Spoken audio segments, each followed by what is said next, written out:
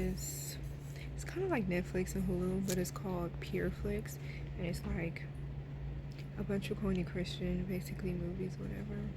So I was watching this movie called Angels Unaware, and what I do is I'll watch a movie, and then I'll come up with notes, and then I'll just get my message. I feel like that the messages are out there. We just have to find them. So when I started paying attention to movies, I started with the X-Men, but I'll pay attention to movies and then I'll find the messages out there. Kung Fu Panda has some really good quotes, but I'll just follow the messages and take those messages literal. So to me, there's hidden messages out there. Okay, so just like the Illuminati has hidden messages, whatever God's chosen ones, whatever the club that we're in, the CEOs, the chosen ones, I don't know, whatever the name of our crew is. My bad, because this is my ADD. And then, yeah, whatever. So, anyways, whatever one of our group is called, we have hidden messages too. We're just not as overt. We are, we're not as overt with it as other people or other groups. So we have to follow the messages too. So the messages are in the Bible, but other people are leaving the messages too, like in the movies. Now, this is a Christian movie. I don't expect anyone to know this movie. But the movie was about three main characters. There was an angel whose name was Eden. These are black angels. And then there was a guy named, I don't know, and he was black. And then there was a white guy who was a cop.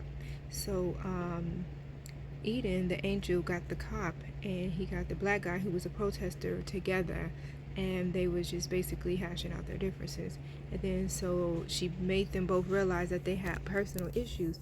So the whole point of the movie was that the black guy was protesting against the white cop who saw the mayor's son kill an innocent black dude. And the cop knew what was going on, but the cop didn't say anything. The cop was just like, yo, basically, I would have said something, but I'm friends with the mayor and lawyers and politicians, and if I stand up for anybody, let alone if he's black, that's my ass. My life was over. I'm going to lose my pension, and his life is in jeopardy. And the black guy's just like, yeah, that's still wrong, but I get you. But that's still wrong. But I understand that you don't want to risk your life for someone else's, but you still got to do what you got to do. So the angel's helping them realize it, and then basically they go on to realize that they have childhood trauma, and because of the trauma they had growing up, it leads them to make the decisions that they make now, where they have to protect themselves at all costs. They have to protect their children or their families, whatever it is. The trauma that you had as a child will help, or not help, it will either help or hinder you, and it will still, what's the word? It will basically input to how you are as an adult. Your childhood, whether it's traumatic or whether it's positive, your childhood dictates the type of adult you're going to be. So anyways, these are the notes that I got from the movie. As painful as the truth may be, it will always set you free. That is so true. And not just with like standing up for yourself, it's what you have to admit within yourself. No matter what the truth may be, you have to feel that for yourself. So can't nobody call you nothing, because you know what you are. You know who you are. So if someone calls you out, you got to take into account that, like, damn, that is true. I did mess up. I shouldn't have did that. That wasn't the best decision. I fucked up. No matter what it is, the only way someone can hold that negative thing around you is when you won't face it. So you have to face it so it can set you free. We can talk about that a little bit more in details, because that's like a long video that I would love to keep talking about. The next one. Be clear-headed. Be alert. Your enemy is like a roaring lion in the night, looking for someone to devour. My dumb ass never recognized the enemies in my life.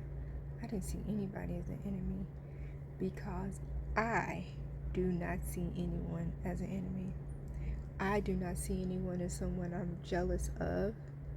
I don't see anyone as envious. I don't see anyone as a threat. I'm not worried about competing with anyone. I'm in my own world. But I never took into account that other people see me as a threat. Other people see something in me that they like, that they want, and they don't have the discipline to not be envious or jealous. They lack discipline. I have discipline because I'm not worried about what they have. I know what God has for me is for me. But they're also not a chosen one. But they know that I'm a chosen one. So I had to realize that I did have enemies and that people are going to come after me.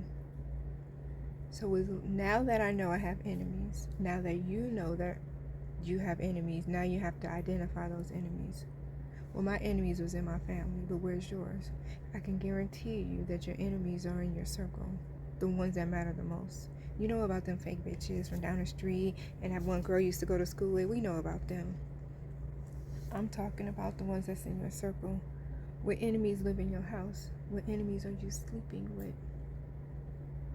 Y'all don't hear me though. Check the enemies in your circle and understand that they're gonna come at night when you least suspect it, and they're going to be coming looking for something to devour. Do not be a goddamn victim. Okay. When we turn our heads to things that are wrong, we don't do anything to stop it, and we don't do anything to stop it. We are just as guilty because we are allowing it to continue.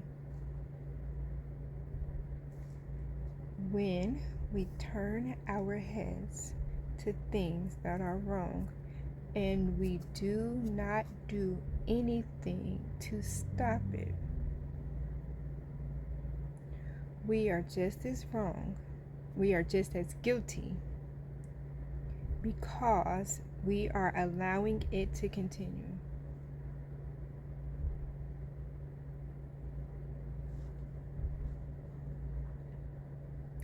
I was going to say something, but I kind of feel like that no matter what level of processing in your mind, that's kind of clear as day. I don't have to try to use an example or tell a personal story, so that way you guys can relate to what it means to know that you should stand up for what is wrong. You can't just allow things to happen. And that was one of the things that really got to me the most with the poetry community and the DMV. They allowed the negativity and the wrong to happen and told me how I should handle it, and you're doing this wrong. But no one pulled us to the side and said, hey ladies, I need you to get this together. It's a different story for a different day. But my point was that when there was a situation, no one pulled us to the side and said, hey, let's see what's going on. They just allow it to happen. So they're just as guilty. So I don't have respect for anyone who allowed the disrespect to happen, because at no point did you try to correct the disrespect. Anyways, that's my little video, and I just hope that maybe there's something that I say at some point you can gravitate to and it helps. I always lead with love, light, and positivity. If you do not accept light, love, and positivity, I am not now, nor will I ever be the one for you. You have the option of leaving or staying and being silent.